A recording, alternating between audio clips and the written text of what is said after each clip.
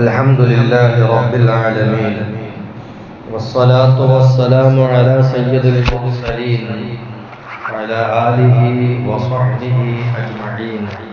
أما بعد، فأعوذ بالله من الشيطان الرجيم. بسم الله الرحمن الرحيم. نبئ عبادي أني أنا الغفور الرحيم وأن عذابي هو العذاب الأليم. صدق الله العظيم. خصلتان ليس فوقهما شيء من الخير: حسن الظن بالله وحسن الظن بعباد الله.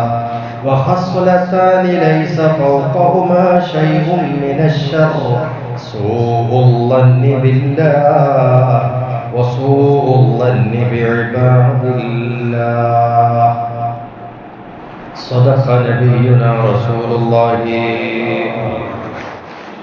ബഹുമാനമുള്ള മുഅ്മിനീങ്ങളെ, സഹോദരന്മാരെ, വീണ്ടും ഒരാഴ്ചക്കാലത്തെ ഇടവേളയ്ക്ക് ശേഷമാണ് പ്രഭാത പ്രകാശം എന്ന ഈ പരിപാടിയിൽ നമ്മൾ സമ്മേളിച്ചിട്ടുള്ളത്. പവിത്രമായ വെള്ളിയാഴ്ചയുടെ സുബഹിസ്കാരം കഴിഞ്ഞാണ് നാം ഈ ഇരിക്കുന്നത്.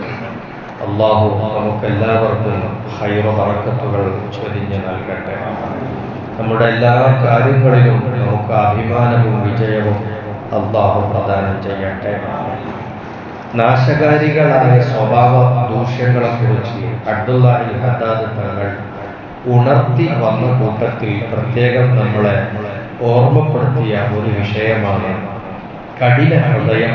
അത് നമുക്ക് വലിയ നഷ്ടം വരുത്തുന്ന കാര്യമാണ് എന്ന്. ഹൃദയം കടുത്തു പോവുക, ആ ഹൃദയ കാഠിന്യം നമുക്ക് നഷ്ടങ്ങൾ വരുത്തും. കുറേ നന്മകളെ നമുക്ക് ഇല്ലാതെയാക്കി കളയും. കുറേ നന്മകൾ ചെയ്യുന്നതിൽ നിന്ന് നമ്മളെ പിറകോട്ട് വലിക്കും, നന്മകളെ നഷ്ടപ്പെടുത്തും. ഏത്? ഹൃദയ കാഠിന്യം. എല്ലാവരും ഹൃദയവും ഒരേപോലെ ഇരിക്കുക. ഒരുപക്ഷെ ശാസ്ത്രീയമായി തൂക്കത്തിലും അളവിലും ഒക്കെ ആണിന്റെ ഹൃദയം പെണ്ണിന്റെ ഹൃദയം അതിന് ഇത്ര തൂക്കം ഉണ്ടാവും, ഇത്ര ഗ്രാം ഉണ്ടാവും എന്നൊക്കെ പറയും. അതല്ല ഉദ്ദേശിക്കുന്നത്. അതിൻ്റെ ആത്മീയമായിട്ടുള്ള പവറും ഗുണവും അത് എല്ലാവർക്കും ഒരുപോലെ ആവില്ല, വ്യത്യസ്തമായിരിക്കും. അപ്പൊ നമ്മുടെ ഹൃദയം കടുത്ത ഹൃദയമാണോ അല്ലേ എന്ന് തിരിച്ചറിയാനുള്ള ഒരു അടയാളം നമുക്ക് തന്നെ കണ്ടെത്താൻ കഴിയും. അത് നമ്മുടെ സ്വഭാവത്തിൽ, നമ്മുടെ ജീവിതത്തിൽ, നമ്മുടെ പെരുമാറ്റത്തിൽ, നമ്മുടെ കൊള്ളക്കുറക്കലുകളിലൊക്കെ എങ്ങനെയാണോ വരുന്നത് അത് നമുക്ക് ചില സൂചനകളാണ്. നോക്കൂ, നിങ്ങൾ അബ്ദുല്ലാഹിൽ ഹദ്ദാദ് തങ്ങൾ പറയാ, നിന്റെ സഹോദരനോട് അലിവ് തോന്നാതിരിക്കുക. മനസ്സിൽ ഒരു കൃപ, ഒരു കാരുണ്യം നമ്മുടെ മനസ്സിൽ തോന്നാതിരിക്കുക. ആരെയും നമ്മൾക്ക് ഇഷ്ടമില്ലാതാവുക. ഒരാളെ നമ്മൾ ഇഷ്ടപ്പെടുന്നില്ല, ഒരാളെ നമുക്ക് ഉൾക്കൊള്ളാൻ കഴിയുന്നില്ല. അങ്ങനെ ആരെയും ഇഷ്ടപ്പെടാതിരിക്കുക, ആരോടും നമുക്ക് അലിവ് തോന്നാതിരിക്കുക. പ്രത്യേകിച്ച് മുസീബത്ത് പിടിപെട്ടവർ, സ്വത്ത് നഷ്ടം വന്നിട്ടോ, ആളുനാശം വന്നിട്ടോ, അല്ലെങ്കിൽ രോഗം പോലെയുള്ള ആപത്തുകൾ പോലെയുള്ള വിഷമങ്ങൾ വന്നിട്ടോ ഒക്കെ പ്രയാസത്തിലായ ആളുകളെ കാണുമ്പോൾ അവരോട് പ്രത്യേകിച്ച് നമുക്ക് എന്തുണ്ടാവണം? ഒരു മനസ്സലിവും ഉണ്ടാവണം. അത് നമ്മുടെ ഹൃദയത്തിൽ തോന്നുന്നില്ല എങ്കിൽ.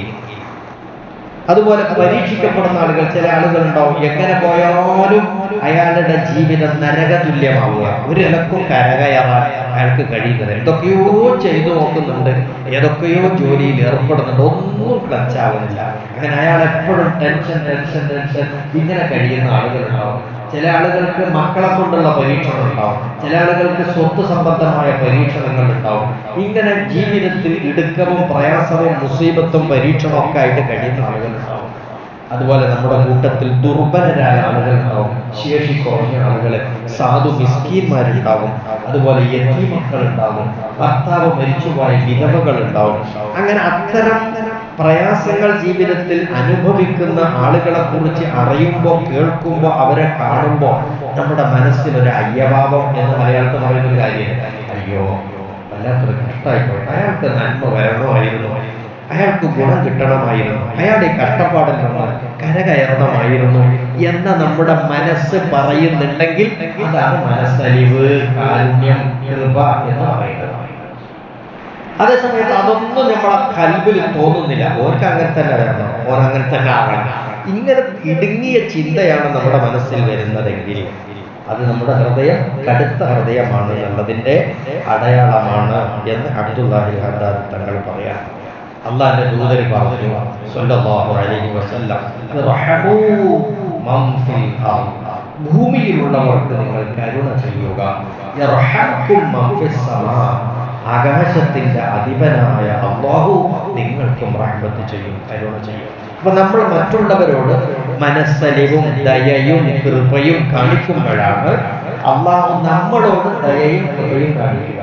നമ്മൾ കുറെ തെറ്റ് ചെയ്തു പോയിട്ടുണ്ടാകും, കുറ്റങ്ങളിൽ ഏർപ്പെടും. ഇതൊക്കെ അള്ളാഹുവും നമുക്ക് പൊരുത്തപ്പെട്ട് തരണ്ടേ, അള്ളാഹു നമ്മളോട് കനിയണ്ടേ. അതിന് കാരണമാകും മറ്റുള്ളവർക്ക് നമ്മൾ കൃപ ചൊരിഞ്ഞു കൊടുത്താൽ, മറ്റുള്ളവരോട് ദയ കാണിച്ചാൽ, മറ്റുള്ളവരോട് ഒരു കാരുണ്യത്തിൽ വർത്തിച്ചാൽ അള്ളാഹു പകരം നമ്മളോട് കാരുണ്യത്തിൽ വർത്തിക്കും. ഹൃദയം കടുത്തു പോകുന്നതിന്റെ മറ്റൊരു സൂചനയാണ് നമുക്ക് മറ്റുള്ളവരെ കുറിച്ച് മോശം വിചാരം വരിക എന്ന് പറയുന്നത്. സൂഉദ്ദൻ എന്ന് പറയുന്ന ഒരു രോഗമാണ്, ഹൃദയത്തിന് പിടിപെടുന്ന ഒരു രോഗമാണ്. മറ്റുള്ളവരെ കുറിച്ച് മോശമായത് വിചാരിക്കുക,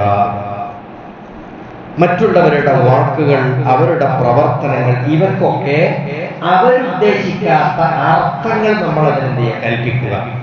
എന്നിട്ട് അയാളെ കുറ്റപ്പെടുത്തുക. അയാൾ ഇങ്ങനെയല്ലേ പറഞ്ഞത്, അന്ന് നമ്മൾ കേട്ടതല്ലേ, അയാൾ ഈ അർത്ഥത്തിലല്ല പറഞ്ഞത്, അദ്ദേഹം ഇത് ഉദ്ദേശിച്ചിട്ടില്ല. അപ്പൊ ഒരാൾ പറഞ്ഞ ഒരാളുടെ വാക്കുകൾ അല്ലെങ്കിൽ ചെയ്ത ഒരാളുടെ പ്രവൃത്തി അയാൾ വിചാരിക്കാത്ത അർത്ഥം കൊടുത്തിട്ട് അയാളെ പഴിചാരി സംസാരിക്കുക, ഇത് സൂഉദ്ദന്നാണ്, മോശം വിചാരത്തിൽപ്പെട്ടതാണ്.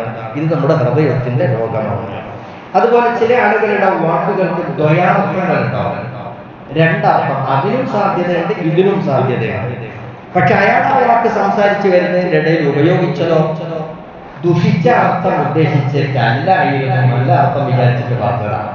പക്ഷേ അതിന് ദുഷിച്ച അർത്ഥമാണ് ഉദ്ദേശിച്ചത് എന്ന് മുദ്രകുത്തി അയാൾ പഴിചാരി സംസാരിക്കുക, കുറ്റപ്പെടുത്തുക. ഇതും എന്ത് തന്നെയാണ്, സൂഉദ്ദൻ എന്ന് പറയുന്നത്. അപ്പൊ അങ്ങനെ ചെയ്യാൻ പാടില്ല. അയാൾ അങ്ങനെ പറഞ്ഞില്ലേ, അയാൾ അങ്ങനെയല്ല പറഞ്ഞത്, അയാൾ തന്നെ പറയുന്നു. അയാൾ പറഞ്ഞാലും പങ്കു വെക്കൂല, അങ്ങനെയല്ല, അങ്ങനെയാ പറഞ്ഞത്, എന്തിനു വേണ്ടി, കുറ്റപ്പെടുത്താൻ വേണ്ടി. ഇതൊക്കെ നമ്മുടെ ധാരാളം നമുക്കിടയിൽ നടന്നുകൊണ്ടിരിക്കുന്ന അസുഖങ്ങളാണ്. നിങ്ങൾ ആലോചിച്ച് നോക്കി, സോഷ്യൽ മീഡിയയിലാകട്ടെ, നമ്മുടെ വാട്സാപ്പ് ഗ്രൂപ്പുകളിലാകട്ടെ, അല്ലാതെയുള്ള കവല സംസാരം ഉണ്ടല്ലോ, കടകളിൽ ഇരുന്നിട്ടും മറ്റൊക്കെ കൂടിയിരിക്കുന്ന ആളുകൾ കൂടിയിരുന്ന് കശപിശ പറയുന്ന ഇടങ്ങളിലൊക്കെ മറ്റൊരാളെ കുറിച്ചുള്ള ചർച്ച വരുന്നിടത്തിലൊക്കെ നിങ്ങൾ പരിശോധിച്ച് നോക്കി, മിക്കവാറും ഈ പറഞ്ഞ പോലെ ഈ കുറ്റപ്പെടുത്തി സംസാരിക്കുമ്പോഴൊക്കെ ആ പറഞ്ഞ ആളുകൾ ഇത് ഉദ്ദേശിച്ചിട്ടില്ല, ആ പറഞ്ഞ ആളുകൾ ഈ അർത്ഥത്തിലല്ല എന്നറിയാം, എന്നാലും തിരിച്ചു മാറ്റി വെച്ചിട്ട് കുറ്റപ്പെടുത്തി സംസാരിക്കുന്ന രീതി ഇത് പൊതുവെ കണ്ടുവരുന്നു.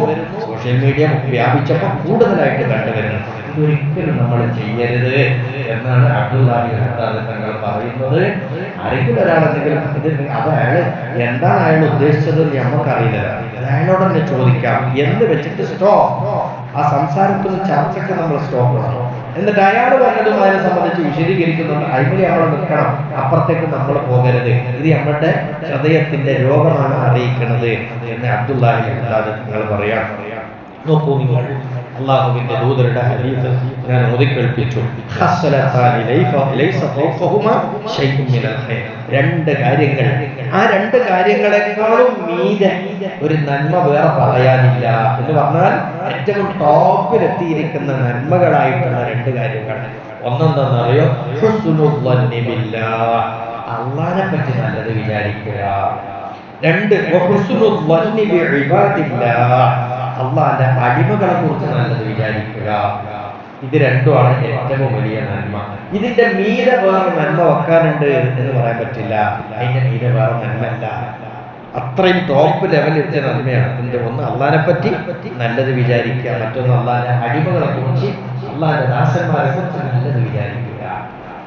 ചെറിയൊരു പനി, തലവേദന, വിഷമം വിചാരിച്ച കാര്യം നടന്നില്ല, ഇവരിങ്ങനെ പറയാം, ഇടങ്ങേറ്, പടച്ചോൻ എന്നെ എന്തിനാ അങ്ങനെ സ്വീപ്പാക്കുന്നത്, പടച്ചോൻ എന്തിനാ അങ്ങനെ കഷ്ടപ്പെടുത്തുന്നത്, എന്റെ കാര്യങ്ങളൊന്നും നടത്താൻ കഴിയാതെ ഞാനൊരു പാവപ്പെട്ട മനുഷ്യനല്ലേ, ഞാനിത് തെറ്റാ ചെയ്തത്, പഠിച്ചവനെന്തിനാ എങ്ങനെ അടങ്ങാറാക്കുന്നത് എന്ന് തുടങ്ങിയിട്ട് അള്ളാഹിനെ പറ്റി കുറ്റപ്പെടുത്തി വിചാരിക്കുകയോ പറയുകയോ ചെയ്യുന്ന രീതി, വിചാരിക്കുന്നതിനേക്കാൾ അപ്പുറമാണ് വാത്സല്യം.